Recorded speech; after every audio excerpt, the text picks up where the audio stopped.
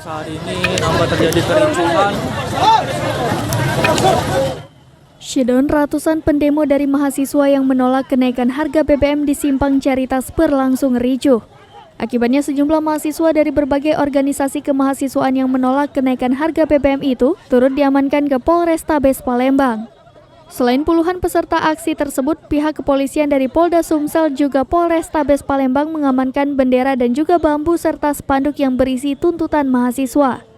Ada beberapa mahasiswa yang kita amankan saat berlangsung aksi penolakan kenaikan BBM, di mana saat aksi berlangsung sempat terjadi kericuhan, bahkan mahasiswa sempat melakukan penolakan yang berakhir pada diamankan mahasiswa yang menjadi pemicu kericuhan, ungkap Kasat Reskrim Polrestabes Palembang Kompol Tri Wahyudi kepada Sripoku.com pada Rabu 7 September 2022. Ia menjelaskan untuk mahasiswa yang saat ini diamankan anggota Pidum ke Polrestabes Palembang hingga saat ini sedang menjalani pemeriksaan dan pendataan. Namun demikian, bila nantinya terbukti melakukan tindak pidana akan ditindak sesuai dengan ketentuan yang berlaku.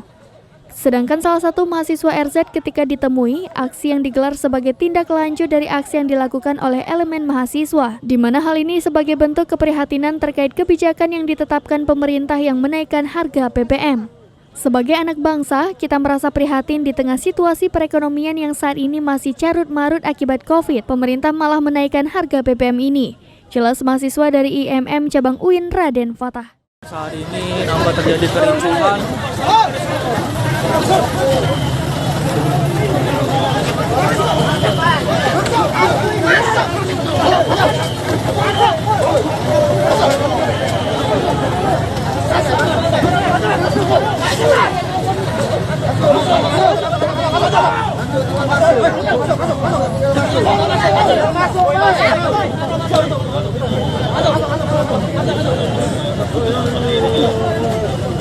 Masuklah.